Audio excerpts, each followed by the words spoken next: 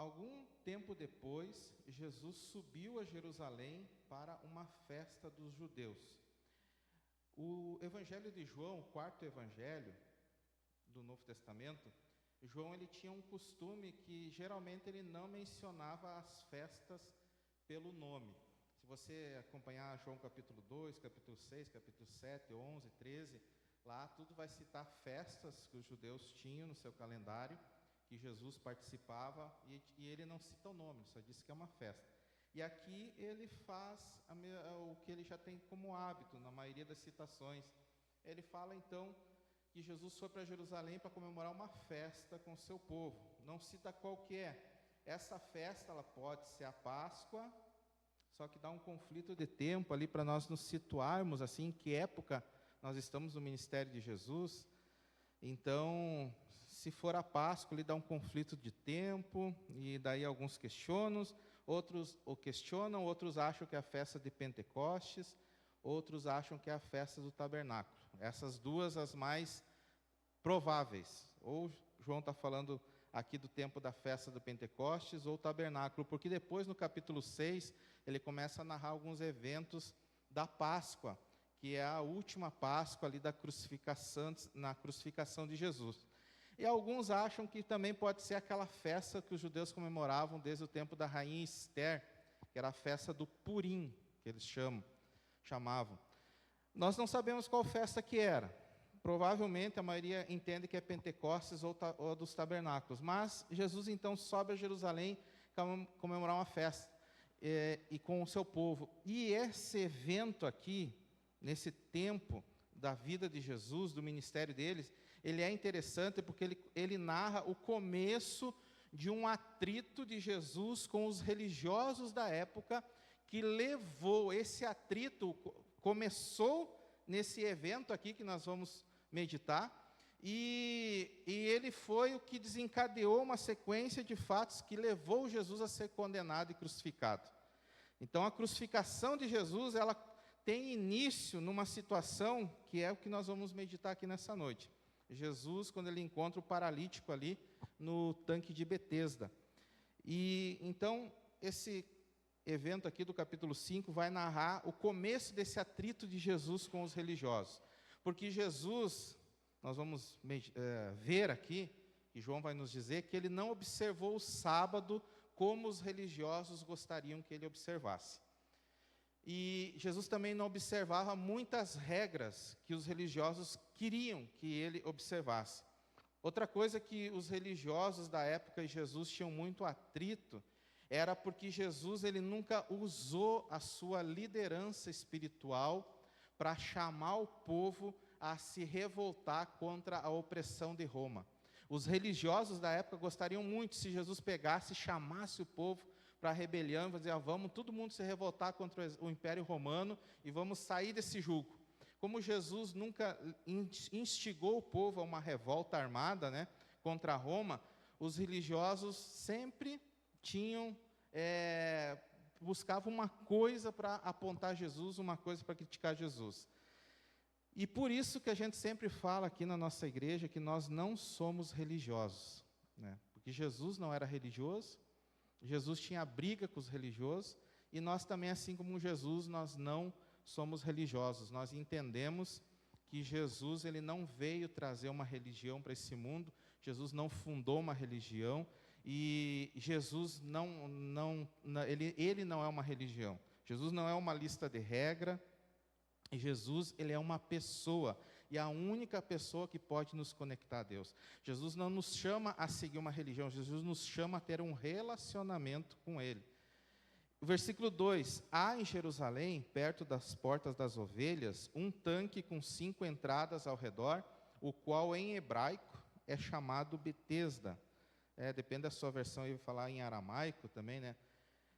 Betesda, então, o significado dessa palavra é casa da misericórdia, e dá-se a entender casa da misericórdia divina. Provavelmente era uma assimilação com a cidade de Betsaida, que ficava no mar, na região do Mar da Galileia, né? Os dois nomes são parecidos. Algumas escavações arqueológicas lá em Jerusalém, debaixo da Basílica de Santa Ana, desenterraram um grande tanque duplo. Se você pesquisar na internet, você vai ver esse fato aí. Ele é em forma de trapézio, dividido no meio, em forma de trapézio, como diz então a Bíblia, né, 5 colunas, e 5 pontos, e dividido no meio por uma parede bem larga. Então, a gente vê que a arqueologia já comprovou o que o Evangelho narra sobre o tempo da vida de Jesus. E esse lugar, esse tanque grande, para que ele servia? Ele abrigava pessoas enfermas, é o que João fala aqui. Os doentes, 3 tipos de doentes ficavam nesse tanque. Tá? Ele era tipo um santuário religioso, porque aonde acontece cura milagrosa, né, vira um lugar que as pessoas entendem automaticamente que Deus está naquele lugar, que Deus opera milagres ali, curas ali, e assim acontecia naquele tempo. Ele ficou tipo, então, um santuário religioso onde aconteciam várias curas. O Evangelho nos relata isso daí. No versículo 3, ali costumava ficar um grande número de pessoas doentes e inválidas, cegos, mancos e paralíticos. Então, João, ele vai relatando no seu Evangelho que aconteciam algumas curas milagrosas ali, e os doentes, então, se reuniam ali. E o versículo 4, né, vai falar que eles esperavam o quê? Eles esperavam o movimento da água. Era a crença do povo, né, que quando a água se movia, o anjo de Deus, ele ia lá e movia aquela água, e a primeira pessoa, o primeiro doente que conseguisse entrar no tanque, ele era curado. Né? Então, essa é a crença do pessoal, né, do que acontecia daquele movimento. E João, ele vai relatando isso daí. E nós entendemos aqui, nós vamos ver nos versículos que vem adiante, que Jesus, existiam 3 tipos de doentes lá: cego, manco, né, o coxo e paralítico. E Jesus, ele conversa e cura um paralítico. A gente entende que ele não era cego e que ele não era manco, né, coxo. E se nós analisarmos os 3 tipos de doentes que tinham lá, eles eram diferentes e cada um tinha sua vantagem e sua desvantagem. Porque, como envolvia essa questão de todos estarem cuidando as águas do tanque, e todo mundo queria ser o primeiro a descer lá para ser curado quando a água se movimentava, se agitava, né, os cegos, eles conseguiam se mover, mas eles não conseguiam ver quando a água movimentava. Então, eles tinham essa dificuldade. E já o manco, o coxo, né, alguma versão, ele conseguia ver.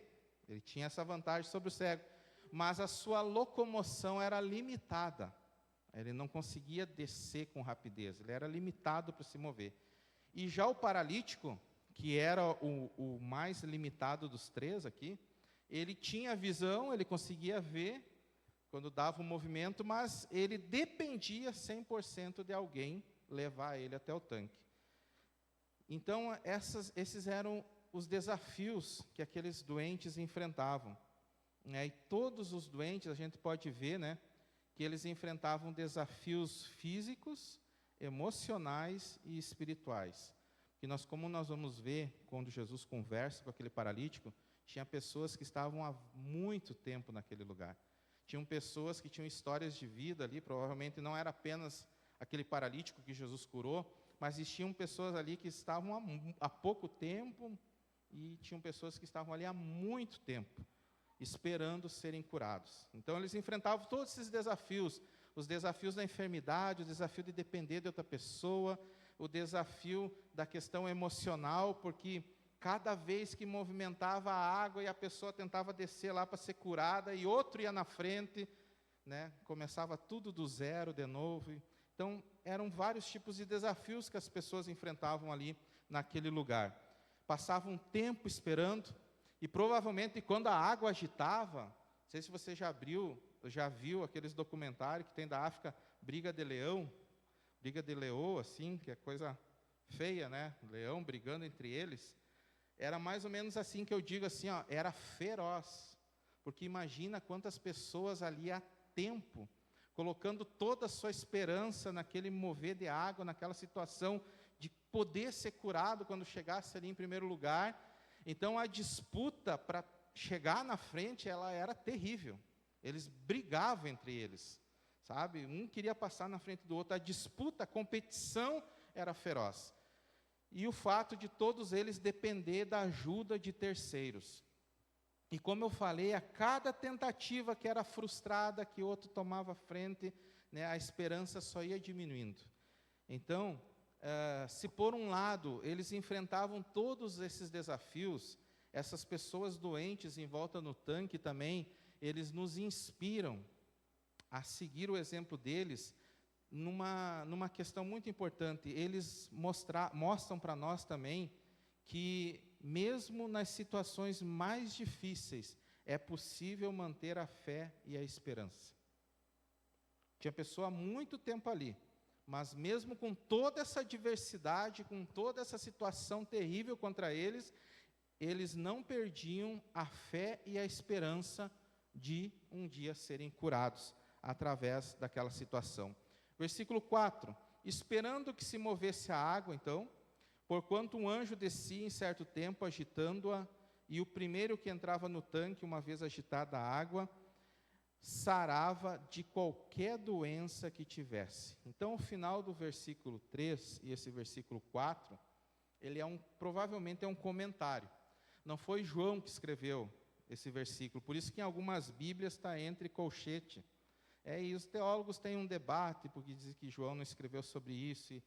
Provavelmente, a tradição nos diz que algum escriba, aqueles escritores que faziam as cópias dos manuscritos da Bíblia, eles acharam importante colocar essa explicação, esse comentário, ao lado do texto de João, para que nós pudéssemos entender o que ocasionava isso, porque João ele não explica o motivo. Ele não explica o motivo de ter tanto doente em volta do tanque e a questão do mover das águas, a questão de buscar cura, de chegar em primeiro lugar. Então, provavelmente, essa parte aqui é um comentário que foi acrescentado depois para explicar o texto.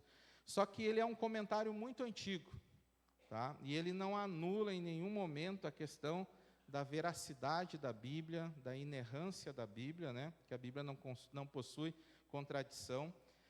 E João, ele foi testemunha ocular desses fatos aqui.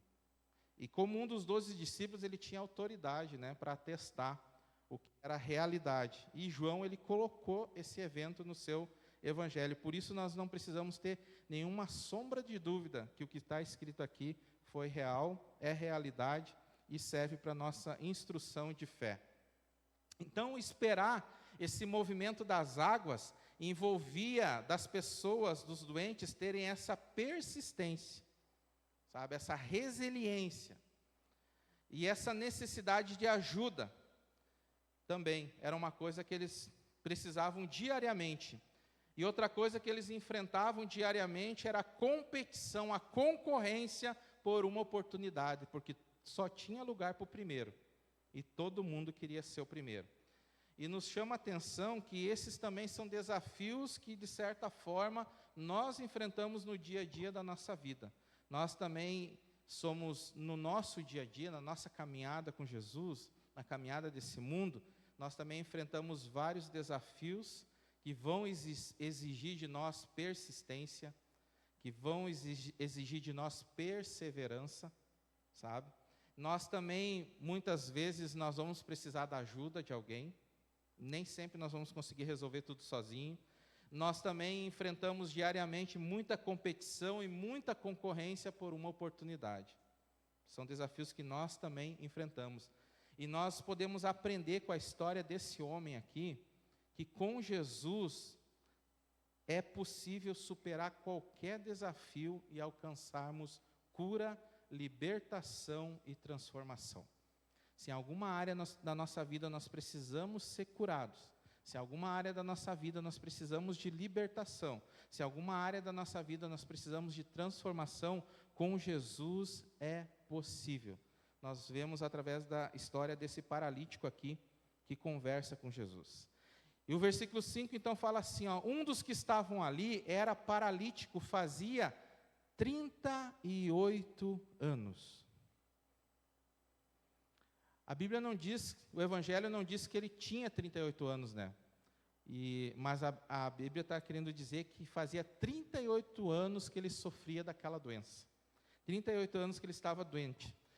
Pela conversa dele com Jesus, lá no versículo 14, depois nós vamos ver, provavelmente essa doença foi causada por alguma decisão, alguma atitude errada que ele cometeu na sua juventude.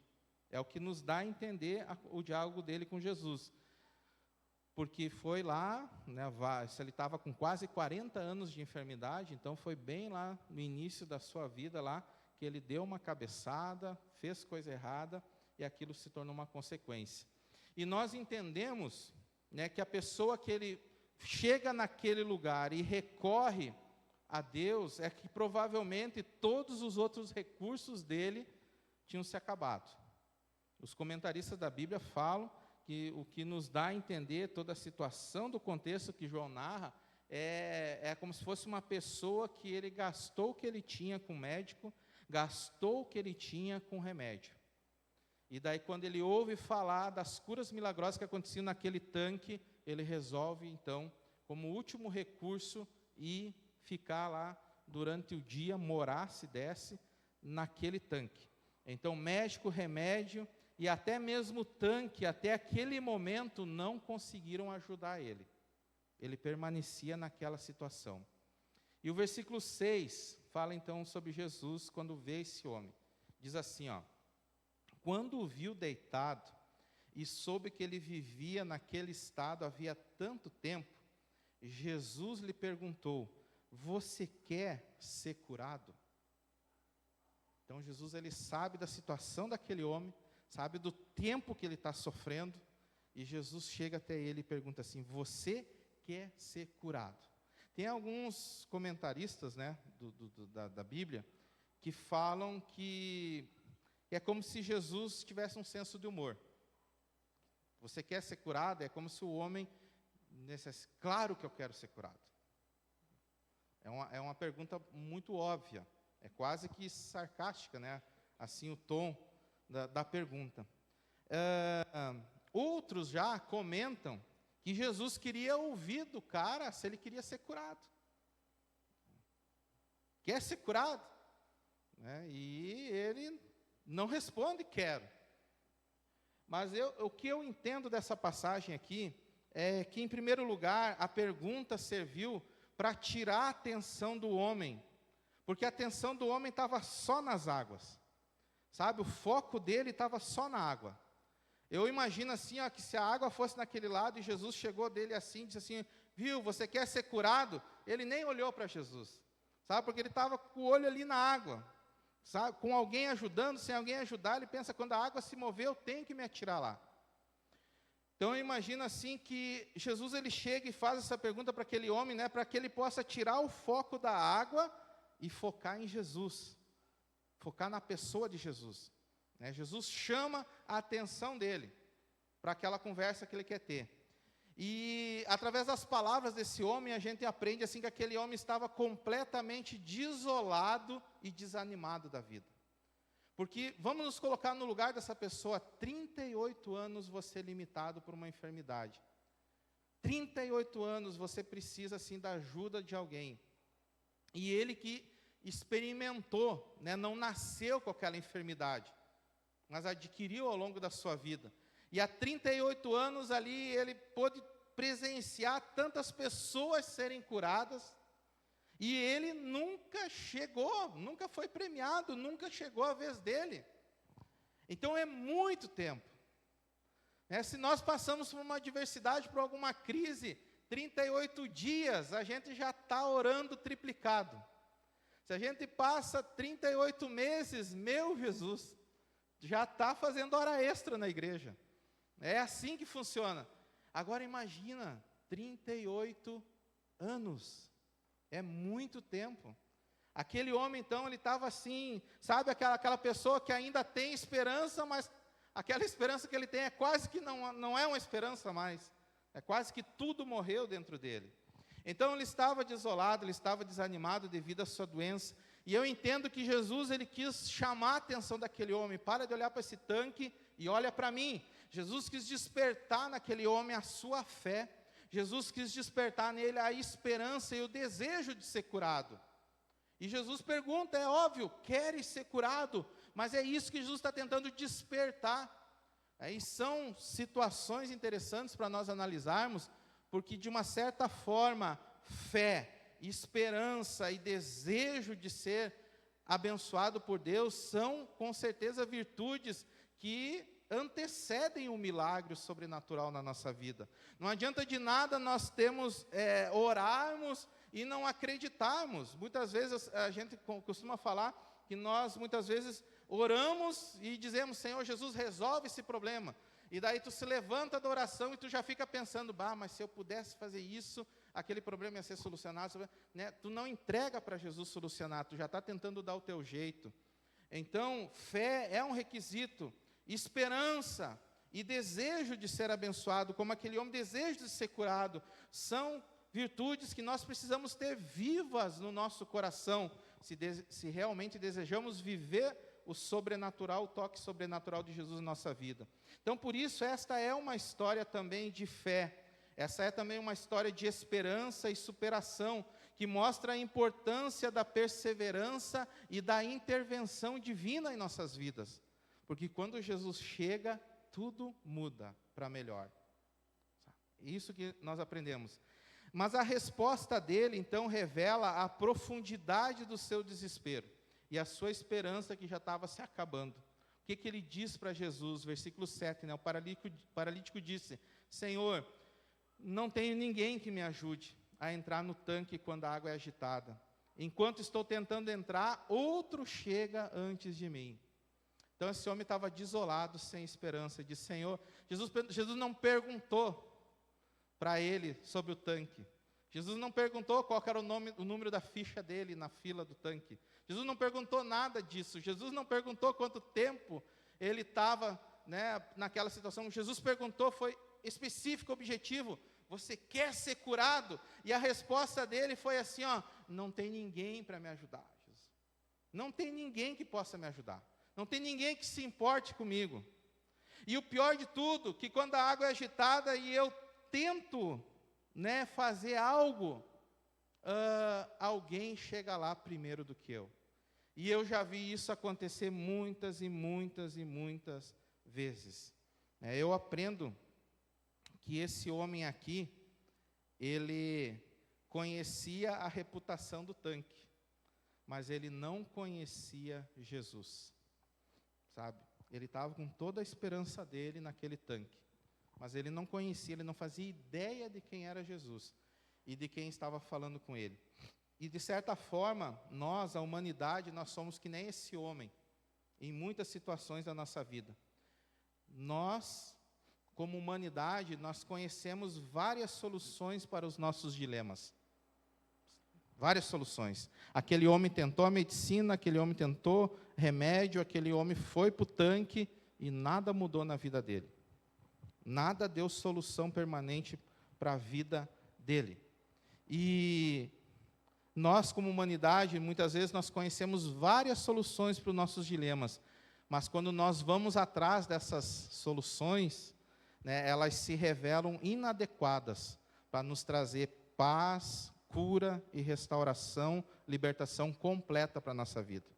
Às vezes a gente se entrega, né, a costumes, a hábitos, né, nos prejudicamos, achando que aquilo vai nos dar algum tipo de prazer, aquilo vai nos dar algum escape, aquilo vai nos trazer algum tipo de alívio, mas não existe nada no mundo que traga cura, paz, alívio permanente, a não ser Jesus. Então, assim como aquele homem estava nessa situação e deu essa resposta para Jesus, nós também, muitas vezes, né, procuramos achar solução em várias portas, mas não batemos na única porta que pode nos trazer cura e libertação plena e total e duradoura para a nossa vida, que é Jesus. Jesus é o único capaz de dar solução real e duradoura para todos os nossos problemas, sejam espirituais, emocionais, pessoais. Jesus, não existe nada que a presença de Jesus não possa curar. E o versículo 8, então Jesus lhe disse, levante-se, pegue a sua maca e ande. João 5:8. Jesus não precisou agitar a água. Chegou o momento que Jesus queria mostrar para aquele homem que ele era soberano, né, que não precisava agitar a água, não precisava nada. E Jesus pega então, fala para o homem: levante-se, pegue a sua cama e volta para casa. Que nem diz o gaúcho, né? Volta para os meus caminhos que tu veio, né? Volta de novo. Curado. Completamente curado. Então, Jesus é soberano. Jesus, ele tem cura total e permanente para a nossa vida. E a palavra de Jesus foi objetiva e prática para aquele homem: levanta, toma e anda. Sabe? Jesus, ele dá energia àquele homem desgastado.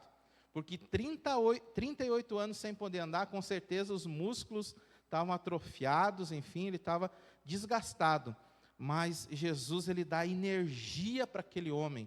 E além dele se levantar e sair andando, ele volta carregando a própria cama. E nós aprendemos através dessa experiência que Jesus tem renovação e libertação para nós. E a renovação e libertação que Jesus tem para nós, ela é permanente.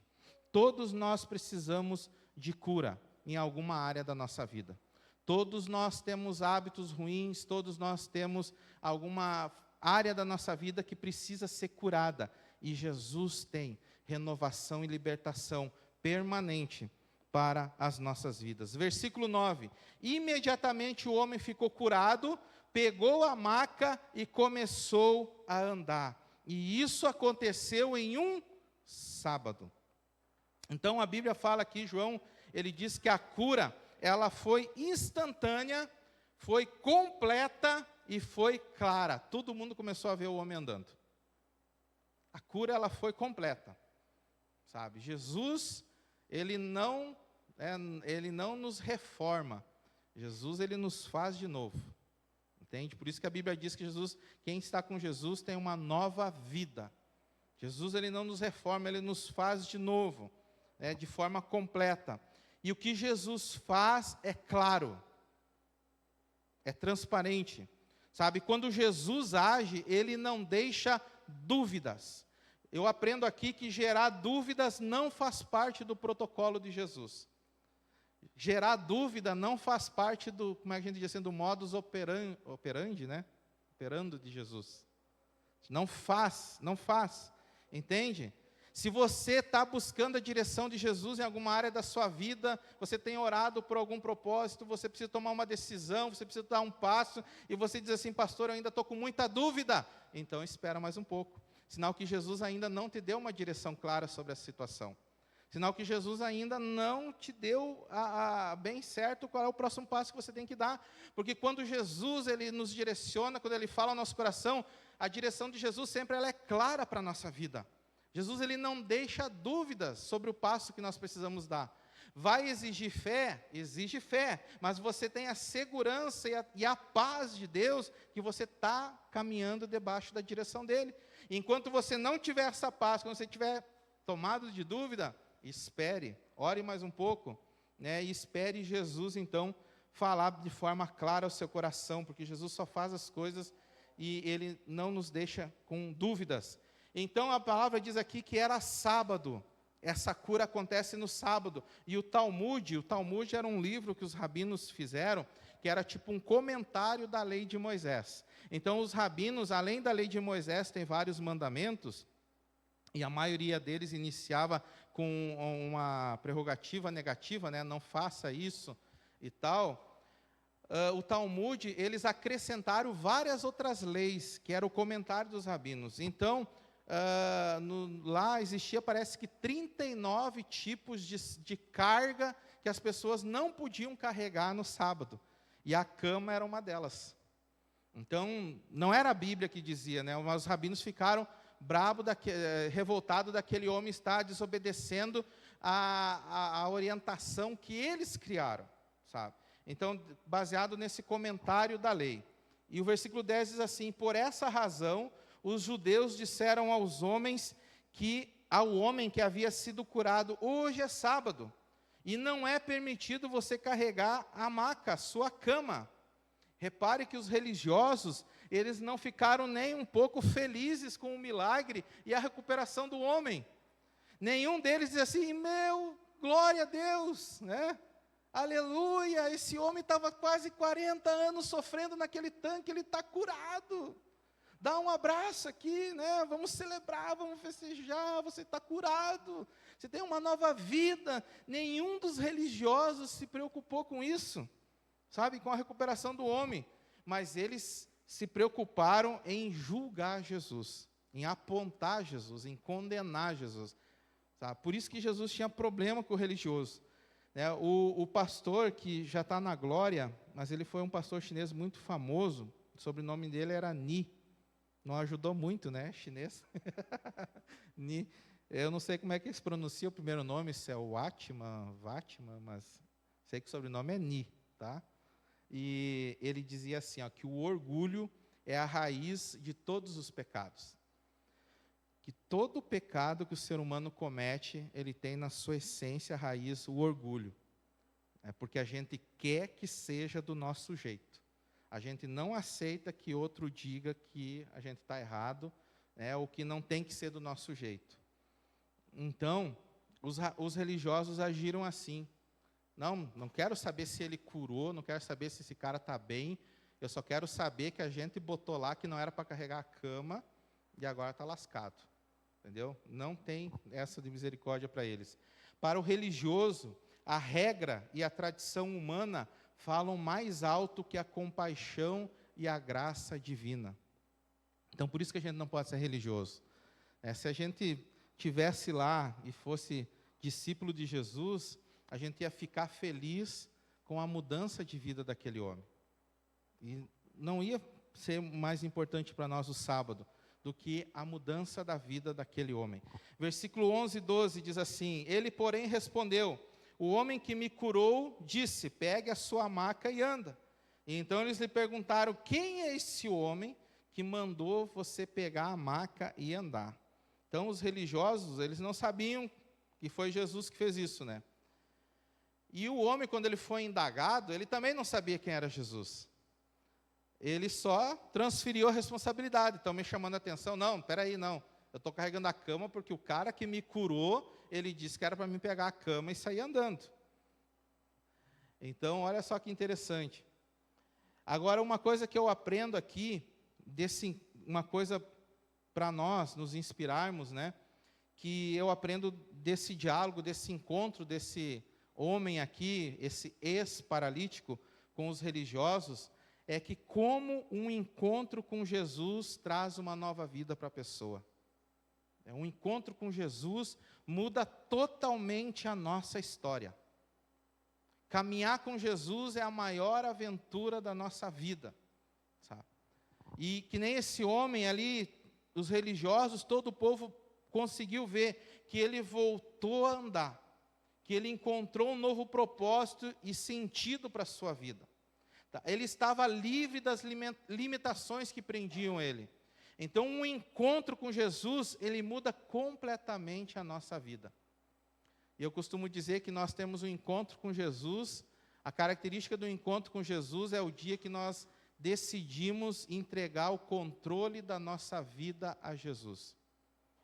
E eu já fiz essa comparação mais de uma vez aqui, fiz várias vezes para vocês, mas como a repetição é pedagógica, né? Vou repetir de novo. É como se a gente estivesse na estrada da vida, no carro da nossa vida, e está lá Jesus na beira da estrada, e a gente para e diz, Jesus, sobe aí que eu vou te dar uma carona. Quero entregar a minha vida para ti. O carro da minha vida é teu agora.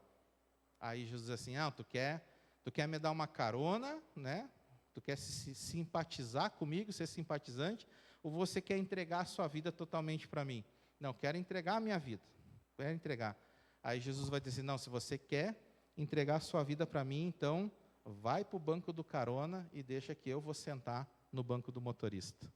Às vezes a gente entende que ter um encontro com Jesus, entregar a nossa vida totalmente a Jesus, é convidar Jesus para andar junto conosco no banco do carona do nosso lado, não.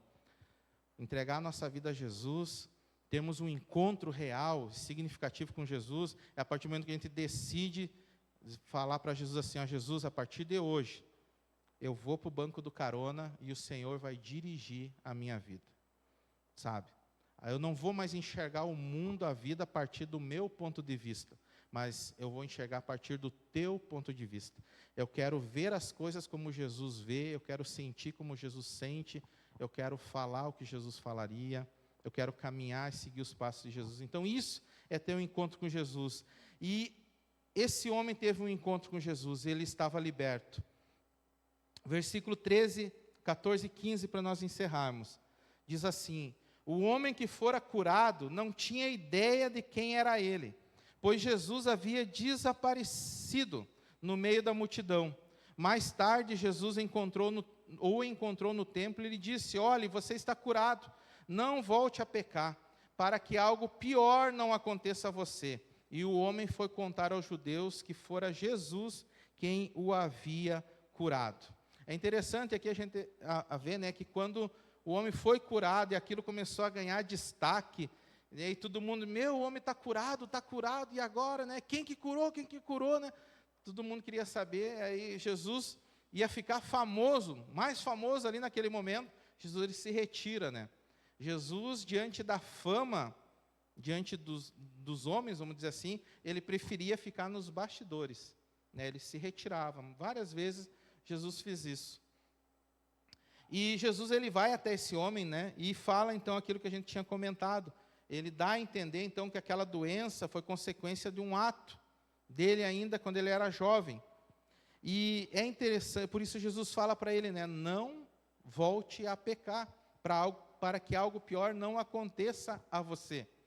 E algo interessante aqui, que a gente aprende sobre o caráter desse homem, é que a Bíblia falou então que quando os religiosos perguntaram para ele, quem que mandou, você não pode carregar a maca. Aí ele disse assim, mas o cara que me curou disse que era para mim carregar a maca.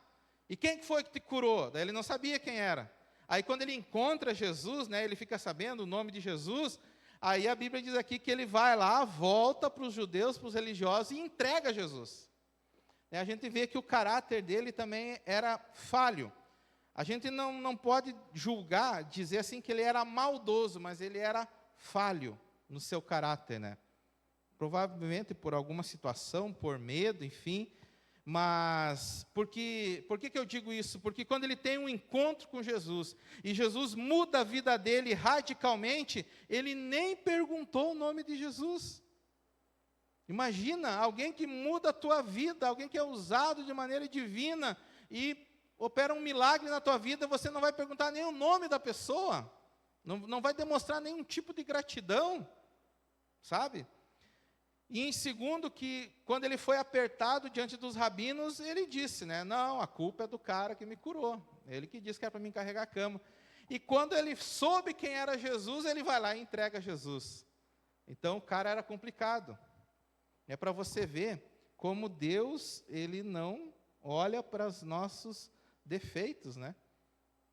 Ele não, é por isso que se chama graça divina. É um favor que nós não merecemos, e é independente da nossa capacidade humana de fazer o bem. Mas o que eu aprendo aqui, com Jesus e esse homem, e daí começa toda a situação. Aí você continua lendo ali os próximos versículos, vai começar todo aquele debate sobre o sábado, e dessa história aí vai gerando mais atrito, e Jesus acaba sendo crucificado. Mas o que eu aprendo aqui é que Jesus fez o bem para aquela pessoa. Jesus, ele faz o bem. E aqui nós aprendemos uma grande lição, né? A Bíblia nos diz que nós também devemos praticar o bem, fazer o bem aos outros. E às vezes a gente acha que aqui o mundo é um paraíso, né? Que a vida com Jesus é uma vida que vai nos isentar de alguma dificuldade, né? Que nós vamos ajudar os outros e todo mundo vai ser cheio de gratidão, todo mundo vai concordar com a gente, nós nunca vamos ter uma discussão, nós nunca vamos ter um atrito, nós nunca vamos ter uma divergência, sabe? Vai ser tudo uma maravilha, né? Que aqui na igreja todo mundo vai ter a mesma opinião, todo mundo vai pensar do mesmo jeito, e não é assim que funciona. E às vezes a gente acha, mas eu vou seguir a direção de Jesus, vou seguir a palavra de Jesus, e só coisa boa vai vir para mim. Só pessoa boa vai estar no meu caminho, e quando eu fizer o bem para as pessoas, né, todas elas vão me trazer, enfim, vão me agradecer, vão me ajudar, vão me abençoar. Jesus curou o cara, estava 38 anos sofrendo, e o cara foi lá e entregou Jesus. Se é eu que estou lá, eu digo, se eu pudesse ser comentarista, né, eu dizer, brincadeira, Jesus. Não tinha um cara melhorzinho para curar? Pelo menos um que não fosse tagarela, X9, não é? Como é que chama o pessoal que entrega? Então, ele entregou Jesus, e eu aprendo aqui, né, que nós devemos fazer o bem, apesar dos problemas. Nossa caminhada com Jesus, a Bíblia nos orienta a fazermos o bem, mas o fato de nós fazermos o bem, não é que nós vamos só receber coisas boas de volta.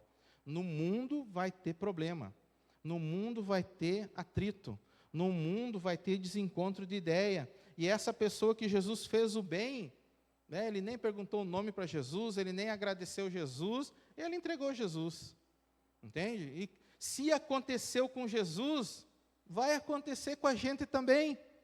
Às vezes o pessoal pensa assim, diz assim, o pastor fala que para nós prosperarmos, nós temos que trabalhar. E se eu estou com um problema, né, e eu preciso ganhar mais, e se eu estou trabalhando 6 horas, então eu tenho que trabalhar 8. E se não chegar a 8, eu tenho que trabalhar 10. E se não chegar a 10, eu tenho que trabalhar 12. E assim vai. Né? Se o emprego não está sendo suficiente, tem que ser 2, então. Será que o pastor acha que todo mundo é vagabundo? Não, não é isso. Sabe? É que às vezes nós criamos uma expectativa que ela não condiz com a realidade. E se nós não alertarmos você que a prosperidade ela vem em primeiro lugar através do trabalho, né, você de repente vai criar uma expectativa e ela vai falhar. Você vai achar que Deus vai fazer a coisa cair pronta do céu, que um anjo vai vir, vai entregar na tua mão, e a coisa não funciona assim. Então a gente fala no sentido de alertar você, para você não criar uma expectativa e se frustrar. Eu vou vir para a igreja e todos os problemas da minha família vão se acabar. Né? A gente sempre diz aqui, não existe família perfeita, existe família que funciona, porque todas as famílias da Bíblia eram cheias de problema, e as nossas famílias, mesmo depois de nós conhecermos a Jesus, vão continuar tendo problema, mas com Jesus a nossa família pode dar certo, ela pode funcionar. Então a gente fala no sentido, não é que a gente está desejando coisa ruim para ti, mas é para te alertar, para você não criar uma expectativa que não condiz com a realidade. E aqui também está a questão dos relacionamentos. Né? Nem sempre na vida nós vamos praticar o bem. Meu Deus, a gente está envolvido em tanto projeto, em tanta coisa social. É lá na área da saúde, a gente está abençoando nossa comunidade. É ali na associação, restaurante, hamburgueria. É os projetos com as crianças. Puxa, sabe? Nós não vamos ter problema. É lógico que nós vamos ter problema. Vamos ter problema, porque se Jesus teve problema com as pessoas, nós também vamos ter problema com as pessoas. Então, é nesse sentido que nós não podemos criar uma expectativa que ela não condiz com a necessidade. Pessoas vão nos frustrar, pessoas vão falhar conosco. Às vezes, a gente decepciona um ao outro até sem querer. Né? Então, é assim que a vida funciona, sabe? Mas o que a Bíblia nos orienta? A Bíblia nos orienta a não desistir de fazer o bem. Não desista de fazer o bem. Gálatas 6:9. Não nos cansemos de fazer o bem, pois no tempo próprio colheremos se não desistirmos. Olha como a Bíblia é realista. Se tu não desistir, tu vai colher. Então o que eu tenho para dizer para você? Vale a pena fazer o bem. Vale a pena, não desista. Hebreus 13:16. Não se esqueçam de fazer o bem e de compartilhar com os outros o que vocês têm, pois Deus se agrada de tais sacrifícios. Sabe, irmãos? A gente agora está se organizando, e se Deus quiser, Deus nos deu uma direção agora para o trabalho da associação, para a gente poder iniciar alguns trabalhos na igreja pastoral. E daí, se você me perguntar assim, mas você gosta, pastor, você gosta de estar todo domingo envolvido lá na associação, você gosta do restaurante, da hamburgueria, às vezes está de noite, às vezes está de meio-dia, às vezes está de manhã, você gosta, às vezes está no final de semana, num feriado, é lógico que a minha vontade humana é de estar descansando. É lógico que a minha vontade humana é de estar dormindo, né, de estar assistindo uma série, estar repousando em berço esplêndido, né? É lógico que a nossa natureza humana é assim, sabe? Mas a Bíblia é clara aqui, ó, Deus se agrada de tais sacrifícios. Fazer o bem envolve nós abrir mão do nosso direito, envolve trabalho, e trabalho ele é sacrificial por natureza. O que é sacrifício na Bíblia? Sacrifício, a palavra sacrifício significa um esforço voluntário que a pessoa se submete para alcançar uma propiciação, sabe? Uma expiação. Esse é o significado teológico da palavra sacrifício. Então, envolve esforço. Então, a Bíblia é clara, ela é realista. Não se esqueçam de fazer o bem, né? Porque não é natural. Você tem que ir contra a tua natureza. Mas Romanos 12, 21 fala assim, ó, não se deixem vencer pelo mal, mas vençam o mal com o bem. O que eu quero dizer para você, irmãos, que Jesus teve problema. Se acontecer com Jesus, vai acontecer conosco, sabe? Mas vale a pena nós seguirmos a direção de Jesus. Vale a pena nós nos envolvermos com a missão de Jesus nesse mundo. Vale a pena nós nos envolvermos com a missão da igreja. Vale a pena nós fazermos parte daquilo que Jesus está realizando no mundo. Vale a pena, porque vai chegar o momento que a gente vai colher. Vai chegar o momento que nós vamos colher, em nome de Jesus, sabe? Vai ser assim, é só a gente não desistir. Esses dias eu estava falando com a Dani, vamos assistir um filme sobre uns dramas que tinha lá, e ela disse, não quero assistir, esses filmes são muito tristes. Eu falei, não, mas é que nós que já temos ido para os 50, a gente está chegando naquela fase que daqui a pouco não, né? A gente já tem mais passado que futuro. Então, a gente não sabe até quando Jesus vai nos manter no mundo. Eu disse assim, então, vamos se preparando para as fases que Jesus tem, né? Quando nós tiver 60, 70, aí qual que vai ser os objetivos, né?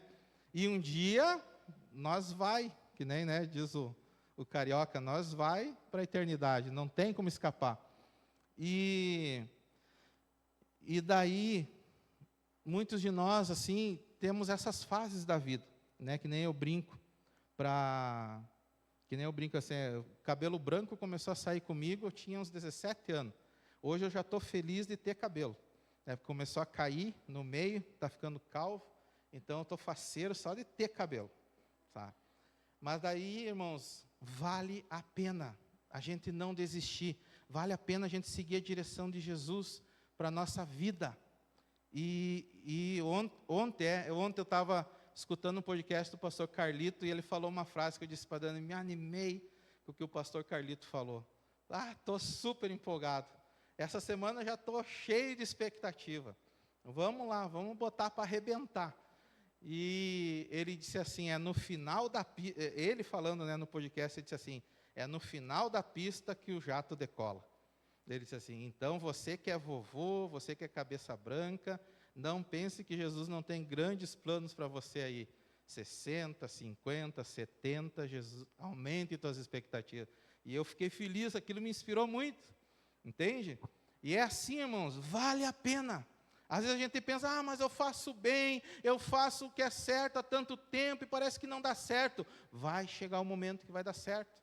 Vai chegar o momento que as coisas vão acontecer. Jesus, ele chega e repreende aquele homem, porque Jesus, ele ama o pecador, mas ele odeia o pecado.